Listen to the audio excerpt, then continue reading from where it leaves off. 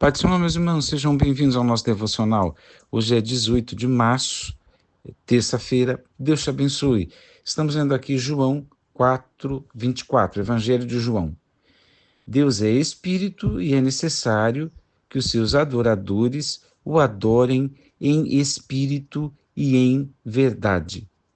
São palavras de Jesus e palavras conhecidas, você já deve ter lembrado que Jesus as pronunciou na conversa com a mulher samaritana. E essa conversa é impressionante, porque Jesus nos ensina a evangelizar e uma série de outras coisas, e também, numa mesma conversa, teve importantes assuntos relacionados à adoração, ao lugar de culto, ou melhor dizendo, o não lugar de culto. Dentre muitas coisas que foi falada, a primeira coisa que Jesus disse é que Deus é espírito. Eu sei que tem muita gente que já considerou, né, já interpretou isso aqui como uma qualidade ou um atributo de Deus. Na verdade, aqui na declaração de Jesus, né, nessa fala de Jesus, é um substantivo, né? Bom, por que Deus é espírito? Eu acho que a gente pode pensar nisso hoje. Não porque Deus é espírito, mas acho que os porquês aqui é por que a gente deve adorar a Deus em espírito e em verdade. Jesus já está explicando, porque Deus é espírito. E aí sim, quais os significados de Deus enquanto espírito? Primeira coisa que a gente lembra é que Deus é invisível. A palavra de Deus declara que ninguém jamais viu a Deus, né? E Timóteo, o apóstolo Paulo, né, em Timóteo capítulo 6, diz que ninguém viu e nem o verá, né? Lembra das palavras de Jesus para falar de invisibilidade, né? Quando duvidaram, ele havia ressuscitado, estava ali aparecendo para um para outro, e alguém duvidou. Ele disse: um espírito não tem carne e ossos. Então Jesus está falando que um espírito está no campo do invisível. Um espírito não tem carne e ossos. Jesus falou isso para explicar que ele tinha carne e ossos, que ele não podia ser considerado um espírito, um fantasma ou qualquer coisa assim, porque ele tinha ossos e carne. Mas, ao mesmo tempo, né, Jesus está dizendo que um espírito não tem carne, não tem osso, é invisível, né? Os verdadeiros adoradores adoram um Deus invisível, um Deus invisível, logo se desloca as ideias de lugares sagrados, como era a questão lá da mulher samaritana, né? A pergunta dela, qual é o lugar de adorar? Um Deus invisível, um Deus que é espírito, está presente em todos os lugares. Então, a adoração a Ele é não geográfica. É óbvio que a reunião da igreja é importantíssima sob muitos aspectos. Nós não estamos questionando isso, mas o Deus Espírito pode ser adorado no individual, né? Nas nossas idas e vindas, nas madrugadas, quando dirigimos o carro, quando estamos fazendo os nossos afazeres domésticos, quando, enfim, no VLT, né, no trânsito, em qualquer lugar, né? Então, tão importante pensar assim. Aí alguém pensa assim: ah, se Deus é invisível, parece até coisa etéreo, né? Assim, uma coisa assim. Não, é um Deus pessoal. A gente nunca pode esquecer, aí sim, lembrar dos atributos, né? De todos que levam esse peso de pessoalidade. Quando dizemos que Deus é fiel, fiel na sua essência, mas também é fiel à sua palavra, fiel ao seu povo, fiel, enfim, a fidelidade se manifesta pessoalmente, né? Quando a gente diz que Deus é amor, é a sua essência, é amor em si mesmo, mas comunica esse amor, interage com esse amor, de maneira que todas as atitudes de Deus são amorosas, inclusive o seu juízo, por incrível que pareça. As suas correções são amorosas, as suas advertências são amorosas. Isso se manifesta como? De maneira pessoal. A gente, é, a gente diz a respeito de Deus que é espírito, mas não é impessoal. E não é distante por ser espírito, por ser invisível, né? Antes, pelo contrário, é ativo. É aquela palavrinha que a gente usa na escola dominical, né? Teísmo. Ou seja, é um Deus presente, é Deus, né, que se manifesta, um Deus que fala, um Deus que interage, um Deus que censura e elogia, que abençoa, que amaldiçoa, né? Que pune, que traz consolação. É um Deus que interage, né? E a gente precisa pensar em Deus assim, dessa forma transcendente. Tirar de Deus esse pensamento de aspectos físicos, porque um aspecto físico ou uma geografia limita. Jerusalém ou Samaria limita Deus. Um corpo físico limitaria Deus. Então, precisa sempre pensar, como diz aí, né? Fora da caixinha quando se pensa em Deus.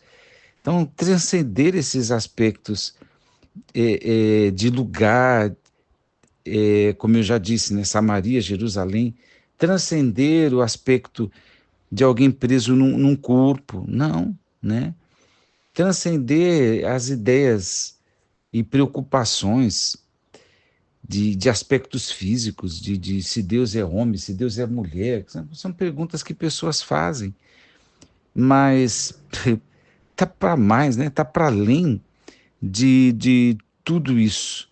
Até porque homens e mulheres foram criados à sua imagem, então, como é Deus? Deus é homem, Deus é mulher, gente. A maneira como a gente trata na Bíblia, sempre no masculino, mas isso não é uma questão. Então, eu estou transcendendo também porque Jesus está falando com uma mulher, está falando com uma mulher sobre adoração. Então, é claro que elas estão incluídas. E eu falo isso porque Deus não deve estar preso nesses aspectos, nestas categorias humanas. Repito, desculpa se eu sou repetitivo, não tem uma geografia, não tem, em termos muito humanos, né, é, sexualidade, né, não tem, não está preso num corpo físico, espírito, né, onisciente, onipresente, um espírito invisível, ativo no mundo, que está espalhado em todos os lugares, está em todos os lugares, né? E é vivo, né? Eu amo essa expressão na Bíblia, porque todas as vezes não, muitas vezes que a expressão aparece o Deus vivo é em contraste com os ídolos mortos, né? Aqueles que a própria Bíblia denuncia, que tem boca, não falam, nariz que não cheira e por aí vai. Então, Deus é isso. Deus Espírito é invisível, é pessoal, né? Trata conosco, age conosco, mas também é vivo, ativo no mundo. Então, não é algo, como é que eu vou dizer, da investigação humana. Alguém já falou com muita propriedade que não dá para pegar Deus, não dá para cheirar Deus, mas também não dá para a gente dizer tudo a respeito de Deus. Alguém mais atrevido disse assim, porque o dia que a gente considerar que explicou tudo a respeito de Deus, já não é mais de Deus que se está falando. Porque nesse sentido, Deus não é investigável, né? Assim, não dá para falar tudo, tem muita coisa no campo do mistério. Então, Deus Espírito também é esse Deus do mistério, esse Deus inefável, né? Que seu amor e tudo mais não dá para medir, não dá para pesar, não dá para ver quilometragem, sabe? E é tudo na Bíblia na base do superlativo, né? Ah, tão alto quanto os céus, tão profundo quanto o mar, e aí por aí vai, porque a gente não tem um tamanho do qual a gente possa dizer que é, né? Mas antes, pelo contrário, é espírito, né? E repito, esse Deus Espírito invisível, pessoal.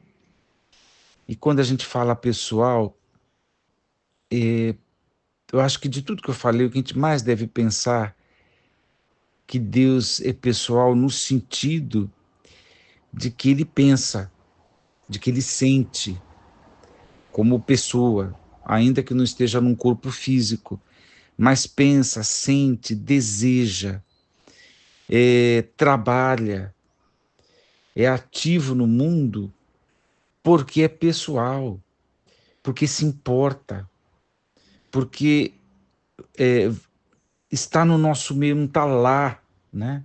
É Deus conosco. Eu vi uma irmã falar na internet, né? Emanuel é Deus conosco, é Deus da comunhão, né? Não é um Deus que está lá em outro endereço, longe de nós. Então Deus nos abençoe a pensar. E aí, pensando assim, nesse pouco que eu disse aqui, né? Eu poderia acrescentar uma série de outras coisas, mas a nossa adoração é em espírito e em verdade por causa destas qualidades de Deus. Então, porque Deus é espírito, né? Invisível, não pegável, não geográfico, eterno, está no mundo, presente, ativo, está para a comunhão. A nossa adoração também é em espírito e em verdade. Deus te abençoe a relacionar estas coisas. É por isso que a gente não tem lugares sagrados, templos sagrados, dias sagrados, né, ano sagrado. Não tem. Nós não temos nada disso porque Deus não se prende a nada disso. Como eu disse, a gente tem que transcender tudo e pensar na qualidade desta adoração, porque não é um Deus limitado, preso em concepções humanas, preso numa caixinha de ideias humanas, mas está para mais e para além, porque Deus é Espírito. Deus te abençoe. Vamos orar. Pai eterno, nós te glorificamos, te agradecemos, porque Tu és Espírito e nos ajude, Senhor, a Te conhecer como Tu és e, e pela maneira como o Senhor se revelou. Nos ajude a lembrar que Jesus Cristo é imagem deste Deus invisível e que tudo O que podemos aprender a teu respeito, vemos em Jesus. Ele é a imagem. Nos ajuda, Deus, a pensar assim. Eu oro, Pai, no nome de Jesus. Amém.